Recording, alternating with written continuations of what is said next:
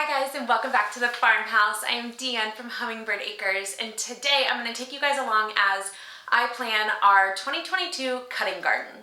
So our first year gardening, we just kind of jumped right into it. We bought plants at a big box store, and we just planted them all in the garden. And where we did have some success, we also had a lot of failures. And with some research, that's where I learned that planning your garden ahead of time has so many benefits. It lets you know where things are planted next year so that you can do crop rotation. It gives you an idea of how much space you actually have and allows you to plan everything out so you know exactly how many plants you need. And it also maximizes every square inch of your garden. So after our first year, which like I said was okay, but it just wasn't all we wanted it to be, we started planning our garden out and really detailing everything down to how many plants we needed, what varieties we were going to plant, and then that way we were also able to use that plan to then start seeds so we could save some money on seed starts. We wouldn't have to buy any from the big box stores. We could actually start all of our own and save a lot of money. So today I'm going to take you along as I plan our cutting garden and just show you everything that we're going to put in the cutting garden this year and how I kind of decide where things are going to go and what to put in the garden. The first thing I'm going to do is I'm going to make a list of everything that I want to plant. We have gotten in all of our seed catalogs and I have been online researching, so I'm going to make a list of everything that I want.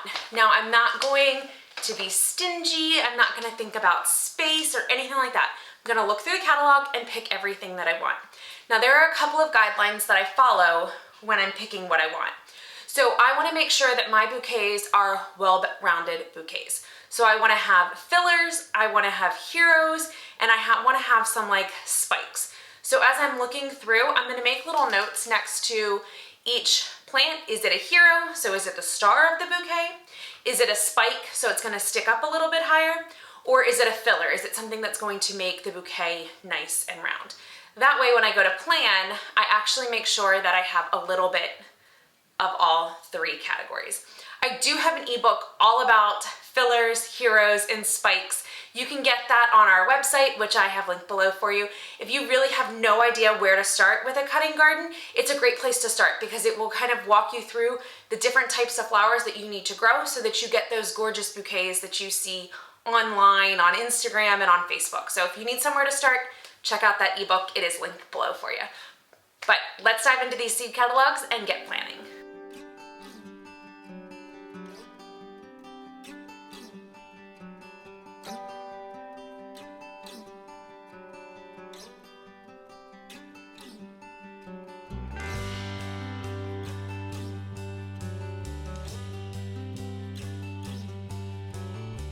Now that I have my list of all of my wants, I'm going to start placing them in the garden. But before I do this, I do want to mention a couple of other things when it comes to garden planning and making sure that you have well-rounded bouquets. So when you are picking what varieties to plant, you want to think about a color palette. So you want to pick varieties that kind of will go together in a color palette. I am not a big fan of red. I know, kind of crazy. I have red hair, but I'm not a big fan of red. So my bouquets really I don't put red in my bouquets. So I'm not going to pick flowers to plant that are red. I more stick to the pinks, the purples, the oranges, and the yellows. So that's more of what I am going to plant. And you will notice, or you probably did notice, that when I was picking the plants, I only had a couple of heroes, so the centerpieces of a bouquet, because you can actually create full bouquets just out of filler flowers. So I would rather plant just maybe one or two heroes and plant a lot more fillers. So if I have to, I can make a whole bouquet just out of filler flowers. So that's kind of a little bit as my thinking as I'm planning and picking what to put in the garden. So now we're gonna jump into our garden plan and putting everything in. This is the design for our cut garden, and it doesn't change year to year. So I drew this out a couple years ago, and I just make photocopies of it, and then I can write the date, and I know kind of what the garden looks like. It makes it easier to plan. We also use landscape mesh when we are planting our cut flowers or growing our cut flowers. So I know exactly how many holes are burned in the landscape mesh. So I know exactly how many plants will fit in that bed, which is what makes this super, super easy. So now I just have to look through my want list and start grouping things off and figuring out where I'm gonna put everything. I like to group like things together. So I am going, and I love zinnias. So I'm gonna do a whole bed of zinnias. And I normally always do a whole bed of sunflowers. I will succession plant the sunflowers so that I get a longer harvest. So I'll only plant part of this, and then I'll wait 2 to 3 weeks and I'll plant the next part. And then I'll wait 2 to 3 weeks and plant the next until the whole thing is filled. And then that way my sunflowers are staggered throughout the season. And then this pot at the end of this bed is mint. And this is a filler for me, and mint spreads like crazy. So that is why it's in a pot. And I can also use it for cut flowers. So I know I'm gonna put sunflowers in this bed, and on my list I had 3 different types. Now I'll probably stick with all 3 types. It's really gonna depend on if they are all in stock when I go to order. So I probably will stick with all 3 of these types of sunflowers. This will be my zinnia bed, and I'm gonna write some notes over here on the side. So I have the giant mix. I have the sunbow mix. And I have the cactus flowers. So I think I'll do all 3 of those in the same bed. So that will be fine. This next bed, I'm gonna kind of do a mixed bag. I'm gonna do a little bit of everything.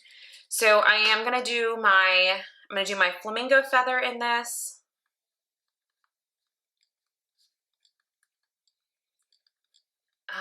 And that's a pink flamingo feather. I love flamingos. So does my daughter. I'm gonna do cosmos in here, and on my want list, I had 3 cosmos on here, but I think I'm going to cut it down to just 2. And I think I'm just gonna do the shells and the double click, because I already have seeds for the double click, and I think I have seeds for shell. So I'm gonna just cross out this one, and maybe we'll grow that next year. So cosmos, and then I'll write cosmos again. Now, cosmos grow like crazy, so I don't need a lot of them. So once I figure out what else we're gonna plant, I'll figure out exactly how many of each. I'm gonna do some gama fir in here.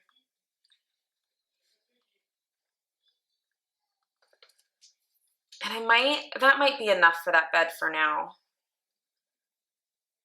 We'll have to see. I do still have straw flowers, but I'll figure that one out in a minute. Okay, this bed here, this landscaping mesh, the holes are a little bit farther apart.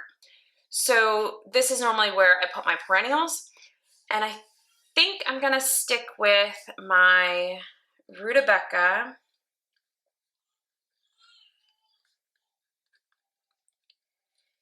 And I have this pot here.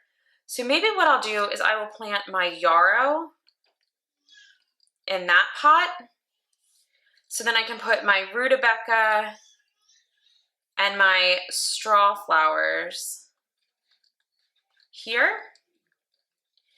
And then this section here, let me get a different color. This section here I am going to save for my ranunculus, which will have to go under, which I will plant soon, and they'll go under a frost cloth. So I'll save that area for those, and then when those are done, I'll pull those out and plant something else, whatever I have left. or whatever I want more of. Or maybe I always like to leave a little bit of space in the garden just in case I find something that I absolutely love and I just have to try it. So that might be my like experimental part. All right, so let's go through and figure out how many of each. So I love these colored pens. They're erasable and it makes it really easy to erase if I need to change something or if I make a mistake. So flamingo feather, I think I'm just gonna do this section in flamingo feather. So that's 2, 4, 6, I need 8 of those. The gamma fir, I'm gonna do 8 of those as well. Now you'll notice, so the flamingo feather and the gamma fir are my spikes. Now I don't need a lot of those in bouquets, so that's why I don't need that many. And then I have all of this space for cosmos, which I think what I'm gonna do is I will do all of this cosmos, which might be too much. We will have to see. So 8, 16, 17, 18, 19, 20. So that will need 20. And then I'm gonna save this area here for something else. I don't know what yet. So that will be something else.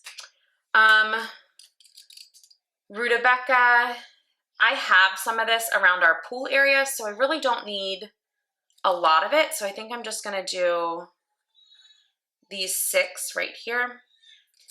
And I really want to grow straw flowers. I did not grow any last year, so I really want to grow some this year. So I'm going to use all of this space for straw flowers. So 3, 6, 9, 10, 11, 12. So I'll need 12 straw flowers there. Okay, and then this bed here is for my zinnias, and I have 3 different types. So let's do 3 rows there.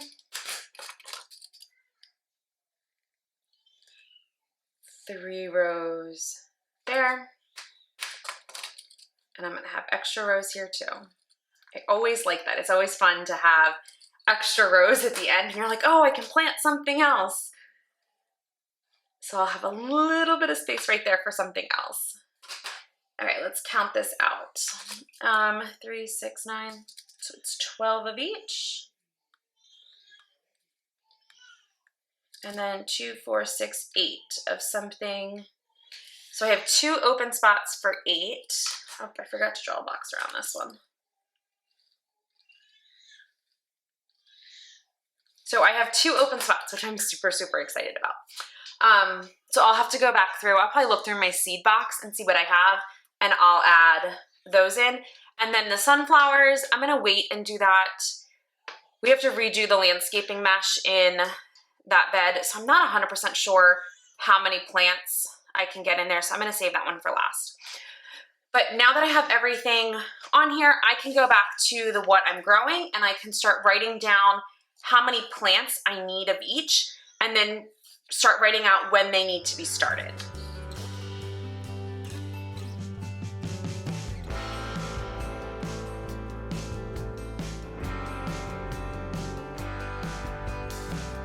So there you have it, our plans for our 2022 cutting garden. I am super excited about this garden, especially because now I know I have a couple open spots in it and I can go through my seed box and figure out some things I might want to add.